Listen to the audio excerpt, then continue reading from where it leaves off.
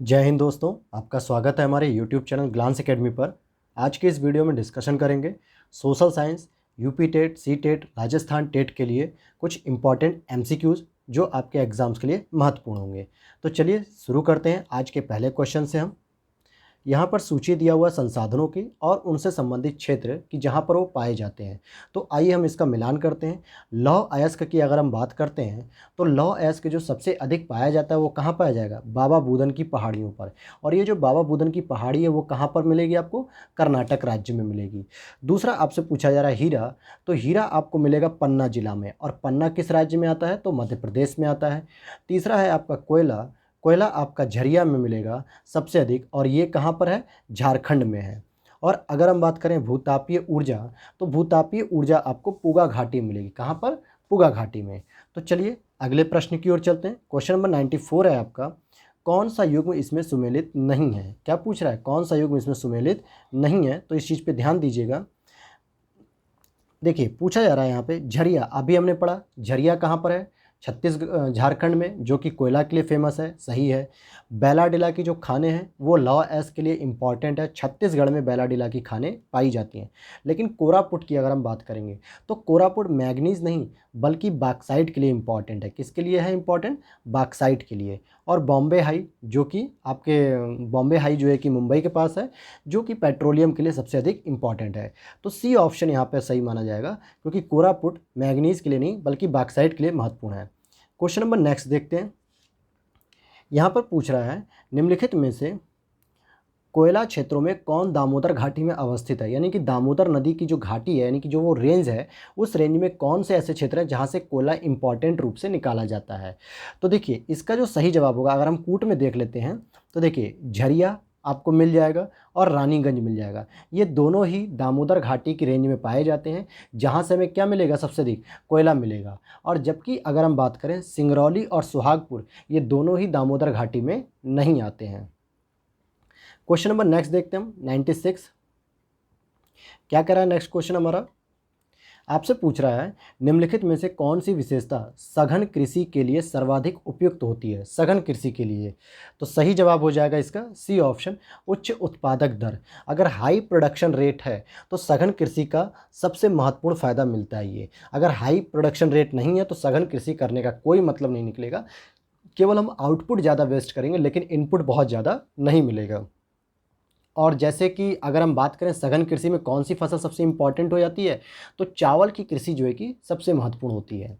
Question number 97 को हम देखते हैं। यहाँ पर कुछ संयंत्र दिए हुए हैं जो इंडस्ट्री हैं, और ऊर्जा का प्रकार पूछ रहा है। तो कालागढ़, ग्वाल पहाड़ी, तारापुर और पथरी। कालागढ़ की अगर हम बात करते हैं तो ये जल विद्युत के लिए इंपॉर्टेंट है। किसके लिए? जल विद्युत यानी जलीय। और ग्वाल पहाड़ी की बात करेंगे तो ग्वाल पहाड़ी आपकी सौर ऊर्जा के लिए इंपॉर्टेंट है। वहीं तारापुर की बात करेंगे तो ये आपकी आणविक के लिए इम्पॉर्टेंट है। और पथरी की बात करेंगे तो ये तापीय के लिए इम्पॉर्टेंट है। चलिए हम नेक्स्ट क्वेश्चन पर देखते हैं। क्वेश्चन नंबर 98 है, भारत में पश्मीना जो ऊन प्राप्त होती है वो किससे? तो देखिए सामान्य रूप से जो ऊन प्राप्त होती है वो तो होती है भेड़ों से प्राप्त है, लेकिन यहाँ पर जो ऊन प्राप्त हो रही है पश्मीना, ये बकरी से प्राप्त होती है। क्योंकि पश्मीना नाम की एक जो है कि बकरी, यानी कि जो उनकी प्रजाति है उसकी बकरी से पश्मीना ऊन प्राप्त होती है। और यह बकरी मुख्य रूप से कहाँ मिलती है? ठंडे हिमालयी क्षेत्र में, जम्मू कश्मीर में जो है कि सामान्यतः ये मिलती है। चलिए हम क्वेश्चन नंबर 99 देखते हैं। खनन क्षेत्र है और उसके जो है कि खनिज हैं। क्या क्या है आपके? खनन क्षेत्र है और खनिज हैं। तो देखिए कौन से खनिज, अगर हम खनन क्षेत्र की बात करें और खनिज की, तो जब हम मलाज खंड जो है वहाँ से हमें क्या मिलता है? सबसे अधिक तांबा मिलेगा। कुद्रेमुख की जो पहाड़ियाँ हैं वहाँ से हमें क्या मिलता है सबसे अधिक? तो वहाँ से लौह अयस्क मिलता है। अगर हम कोरबा की बात करते हैं तो कोरबा से हमें सबसे अधिक कोयला मिलेगा। और जादूगोड़ा की बात करेंगे तो वहाँ से हमें यूरेनियम की प्राप्ति होगी। ठीक है, तो ये मिलान आप ध्यान रखिएगा, ऐसे प्रश्न यहाँ पे पूछे जाते हैं। उसमें भी सबसे इम्पॉर्टेंट अगर आपको याद रखना है तो सबसे इम्पॉर्टेंट के रूप में एक मलाज खंड और कुद्रेमुख, ये दो इम्पॉर्टेंट हैं। क्वेश्चन नंबर 100 देखें हम। भारत का सर्वाधिक खनिज युक्त शैल तंत्र कौन सा है? शैल तंत्र का मतलब पूछा जा रहा है कि जो प्राचीन समय से जो है उसमें कौन सा ऐसा शैल तंत्र है जहाँ पर सबसे अधिक खनिज प्राप्त होते हैं। तो सबसे अधिक जो खनिज प्राप्त होते हैं वो आपको धारवाड़ चट्टानों में मिलेंगे। कौन सी चट्टानों में मिलेंगे? धारवाड़ चट्टानों में। और इसमें जैसे कि आपको क्या क्या मिल सकता है? अभ्रक हो गया, लौह अयस्क हो गया, मैग्नीज हो गया, और इसी प्रकार के जो है कि बहुत सारे धात्विक यानी कि जो मेटेलिक होते हैं, ये सारे के सारे खनिजों की प्राप्ति यहाँ से होती है। क्वेश्चन नंबर नेक्स्ट देखते हैं। यहाँ पर खनिज दिए हुए हैं और उनके स्थान दिए हुए हैं जहाँ से उनकी प्राप्ति होती है। अभी हमने पढ़ा जो तांबा है वो कहाँ से मिलेगा, लेकिन अगर इस ऑप्शन में देखें तो तांबा सबसे अधिक जो है कि खेतड़ी से मिलता है, और खेतड़ी कहाँ मिलेगा आपको? राजस्थान में। लौह अयस्क की बात करेंगे तो अभी हमने देखा लौह अयस्क कहाँ पर मिलेगा? कुद्रेमुख की पहाड़ियों पर। और मैग्नीज की बात करेंगे तो ये हमें बालाघाट पर देखने को मिलेगा। और अभ्रक की बात करेंगे तो ये कोडरमा बेल्ट में मिलेगा। कहाँ पर? कोडरमा बेल्ट में। तो ये इंपॉर्टेंट जो है कि आपके खनिज हैं, और उसमें भी सबसे इंपॉर्टेंट है आपका खेतड़ी में जहाँ से तांबा मिलता है। आपके एग्जाम्स में ऐसे प्रश्न सीधे रखे जाएंगे। क्वेश्चन नंबर 102, भारत में चांदी खनिज प्राप्ति स्थल किस राज्य में है? ओडिशा, कर्नाटक, राजस्थान या असम? सही जवाब हो जाएगा सी ऑप्शन, राजस्थान। क्योंकि देखिए जो चांदी होती है वो सामान्यतः जस्ता, तांबा, सीसा अथवा इन सब के रूप में जो है कि प्राप्त होती है। तो जहाँ पर तांबे और सीसे का जहाँ खनन अधिक होता है वहीं पे मान के चले कि चांदी का भी खनन अधिक मिलेगा। और सबसे अधिक अगर हम बात करें राजस्थान में तो वो है आपकी जावर की खान। जावर की जो खान होती है वहाँ पर सबसे अधिक आपको मिलेगा। नेक्स्ट प्रश्न है आपका, यहाँ स्टील प्लांट है और उसके जो है कि क्षेत्र हैं जो लौह अयस्क के स्रोत हैं। मतलब किस स्टील प्लांट के लिए कहाँ से लौह अयस्क का स्रोत मिलेगा? तो जमशेदपुर में अगर जो स्टील का प्लांट है उसके लिए कौन जो है कि क्या करेगा? तो केम्मानगुंडी की खानें हैं जहाँ से लौह अयस्क मिलता है। विश्वेश्वरैया की बात करेंगे तो यहाँ हमारे लिए बोलानी की खानें हैं। वहीं भिलाई की बात करेंगे तो गुरु महिसानी की खानें हैं। किसकी खानें? गुरु महिसानी की खानें हैं। और दुर्गापुर की बात करेंगे तो यहाँ पर हमें डल्टी राजहरा श्रेणियाँ जो मिलेंगी, डली राजहरा श्रेणियाँ, यहाँ से हमें लौह अयस्क का स्रोत प्राप्त होता है। तो आपसे यह भी प्रश्न पूछा जाता है कि ये जो स्टील प्लांट है जगह जगह लगाए गए हैं, इनके लिए लौह अयस्क की प्राप्ति कहाँ से होती है? अगले प्रश्न को देखते हैं। कोयना जल विद्युत परियोजना कहाँ पर है? कोयना जल विद्युत परियोजना आपके महाराष्ट्र राज्य में है। और यह किस पर है? तो यह कोयना नदी पर ही है। कौन सी नदी पर है? ये कोयना नदी पर ही यह जल विद्युत परियोजना पाई जाती है। क्वेश्चन नंबर 105 है आपका, भारत का मैनचेस्टर कहलाता है पटना, कानपुर, अहमदाबाद, कोलकाता? सही जवाब हो जाएगा सी ऑप्शन, अहमदाबाद। पूरे भारत की अगर हम बात करेंगे तो इसको पूरे भारत का मैनचेस्टर कहा जाता है। और साथ ही साथ इसको क्या कहा जाता है? इसको पूर्व के बोस्टन के नाम से भी जानते हैं। पूर्व के बोस्टन के नाम से। जो मॉडर्न हिस्ट्री में आपने बोस्टन टी पार्टी सुना होगा। और बोस्टन कहाँ की जगह है? नॉर्थ अमेरिका के पूर्वी तट पर पाया जाता है, अटलांटिक महासागर के तट पर। तो वहाँ पर बोस्टन नाम का एक जगह है। उसी के आधार पर अहमदाबाद को बोस्टन, जो कि पूर्व के बोस्टन के नाम से भी जाना जाता है। और अगर आपसे पूछ लिया जाए, एक प्रश्न और ध्यान दीजिएगा, अगर आपसे पूछा जाए उत्तर भारत का, किसका? नॉर्थ इंडिया का, अगर उत्तर भारत का पूछा जाएगा तो कानपुर हो जाएगा मैनचेस्टर। और पूरे कंप्लीट भारत का पूछा जाएगा तो अहमदाबाद होगा। नेक्स्ट स्लाइड पर चलें, मतलब नेक्स्ट क्वेश्चन पर। निम्न में से कौन सा राज्य रेशम उत्पादन में अग्रणी है? तो रेशम के उत्पादन में कौन सा राज्य अग्रणी हो जाएगा? तो सही जवाब हो जाएगा Karnataka. A option is correct answer. यहाँ पर जो आपको मिलेगा सहतूती रेशम, और साथ ही साथ उसी रेशम से जो वस्त्र निर्माण होते हैं उसके श्रेणी में भारत में कौन से नंबर पर आता है? कर्नाटक पहले नंबर पर आता है। और कौन से अगर हम बात करेंगे तो सहतूती रेशम, क्योंकि 3-4 प्रजातियां होती है रेशम की, जिसमें टसर रेशम होता है, सहतूती रेशम होता है। तो सर्वाधिक उत्पादन सहतूती का कर्नाटक में होता है। नेक्स्ट क्वेश्चन हम देखते हैं। देखिए यहाँ पर भी फिर से इंडस्ट्री है और स्थान है। ऐसे क्वेश्चन जानबूझ के रखे गए इसमें, ताकि आपको एक साथ एक ही क्वेश्चन से 4 अलग अलग प्रश्नों की तैयारी हो सके और कूट मिलाने का तरीका सीख सके कि जो आपको पहले आता है आप उसको सॉल्व कीजिए। कागज़ उद्योग की बात करें तो भाई कागज़ उद्योग कहाँ मिलेगा हमें? टीटागढ़ में मिलेगा। कहाँ पर? टीटागढ़। और ये कहाँ मिलेगा आपको? एमपी में मिलेगा। टीकमगढ़ भी कहते हैं इसको, टीटागढ़ भी। सीमेंट की बात करें तो सीमेंट की इंडस्ट्री आपको कहाँ पर मिलेगी? ये आपको मिलेगी भाखेरी या इसको लावेरी भी कहते हैं। और लौह इस्पात की अगर हम बात करें तो ये भिलाई का लौह इस्पात बहुत ही फेमस है। और खनिज तेल की बात करेंगे तो ये आपको मिलेगा अंबाला मुकुल। कहाँ पर? अंबाला मुकुल में। चलिए अगला प्रश्न देखिए, फिर से आपके लिए वही, नेपा नगर का संबंध किस उद्योग से है? बहुत ही महत्वपूर्ण जगह है ये नेपा नगर। और ये कहाँ पे पाई जाती है? ये मध्य प्रदेश में जो है कि नेपा नगर है। और यहाँ पर अखबारी कागज, जो अखबार के लिए पेपर यूज होता है, हल्का पेपर, उसकी यहाँ पे प्रिंटिंग होती है। अगले क्वेश्चन को देखते हैं। भारत का कौन सा नगर लौह इस्पात उद्योग से संबंधित है? किससे संबंधित है? लौह इस्पात उद्योग से संबंधित है। तो डी ऑप्शन सही हो जाएगा, कोरापुट। कोरापुट में जो हवाई जहाज के इंजन बनाने की फैक्ट्री भी है। और अन्य 3 नगर लौह इस्पात से संबंधित हैं।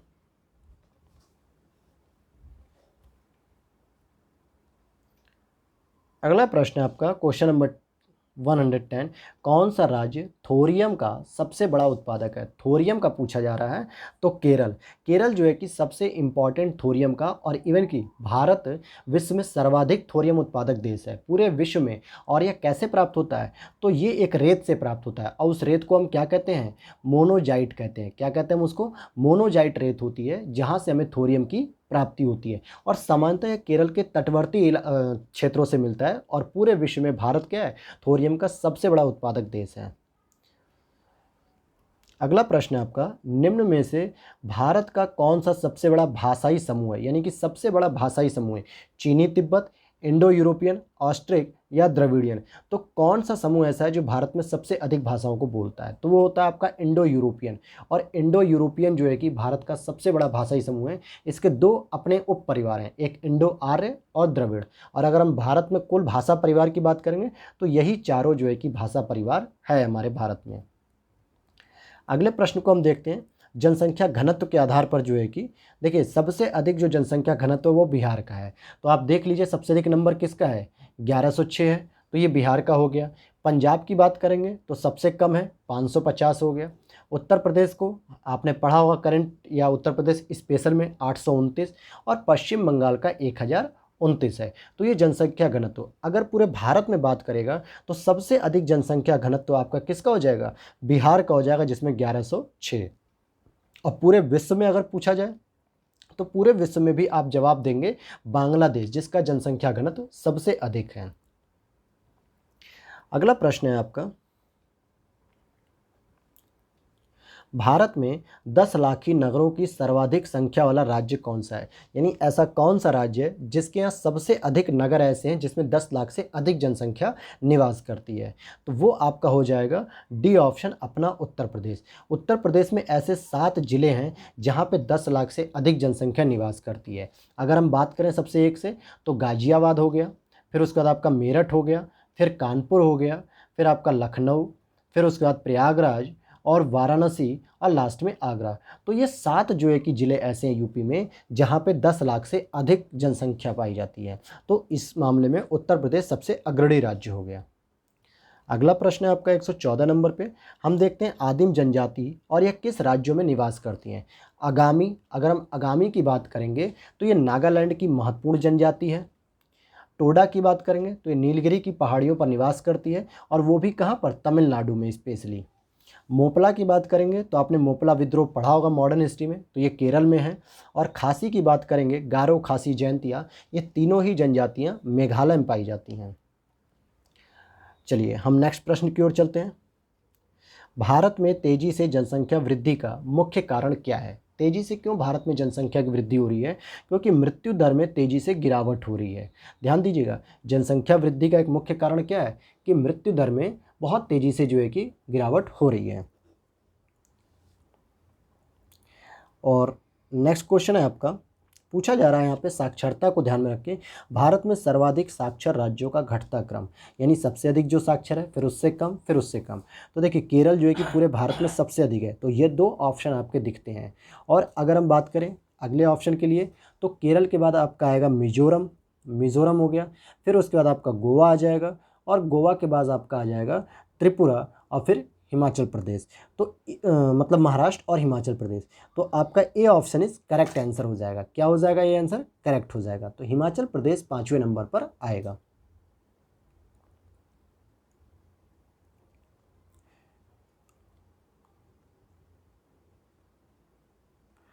क्वेश्चन नंबर 117 है आपका।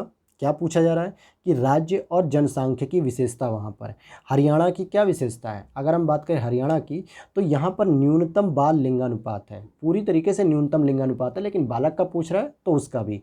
केरल की अगर हम बात करेंगे तो केरल पे क्या हो जाएगा? केरल में हो जाएगा अधिकतम लिंगानुपात। यहाँ पर अधिक लोग शिक्षित हैं, इसलिए बच्चों को जन्म देते हैं अच्छे से और उनका ध्यान रखते हैं, तो केरल का हो जाएगा अधिकतम लिंगानुपात। मिजोरम की बात करेंगे अगर हम, तो शहरी जनसंख्या का सर्वाधिक प्रतिशत, शहरी जनसंख्या का जो है कि सर्वाधिक प्रतिशत यहाँ मिलेगा। और उत्तर प्रदेश की बात करेंगे तो यहाँ पर मिलेगी आपको सर्वाधिक जनसंख्या, यह इसकी विशेषता हो जाएगी। क्वेश्चन नंबर 18 को देखते हैं, नेक्स्ट क्वेश्चन को। भारत की जनसंख्या वृद्धि दर घटी है, भारत ने जनसंख्या के लिए समुचित नियोजन नहीं किया है। तो इसका सही जवाब हो जाएगा बी। दोनों ही स्टेटमेंट सही हैं, लेकिन एक दूसरे की व्याख्या नहीं कर रहे हैं। नेक्स्ट क्वेश्चन है आपका, निम्न में से कौन सा शहर प्राचीन शहर नहीं है? इन चारों ऑप्शन में से आपको देख के बताना है।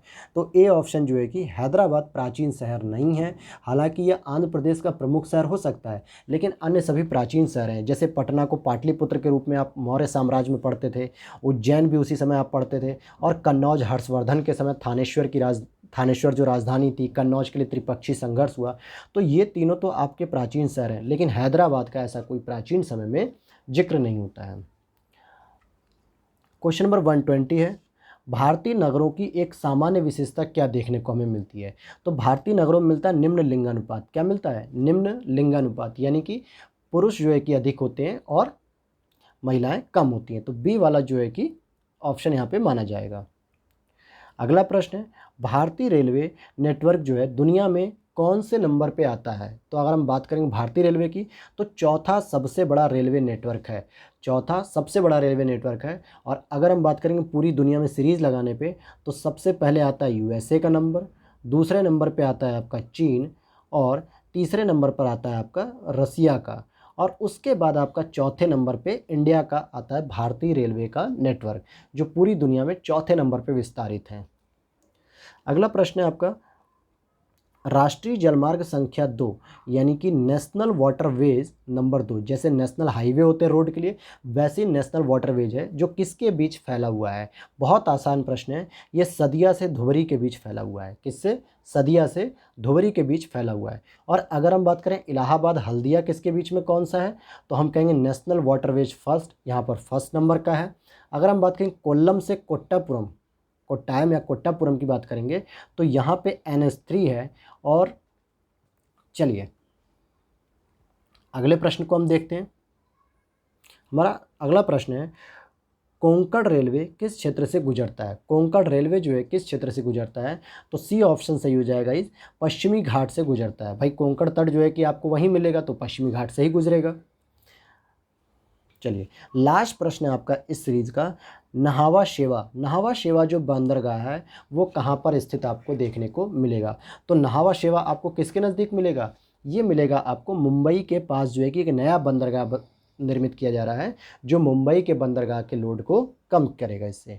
तो ये थे आपके कुछ इंपॉर्टेंट MCQs, जिसमें आपके यूपी टेट के लिए फैक्चुअल और राजस्थान टेट के लिए भी और सी टेट के लिए भी फैक्चुअल के साथ साथ कॉन्सेप्चुअल बेस पे भी कुछ प्रश्न रखे गए हैं।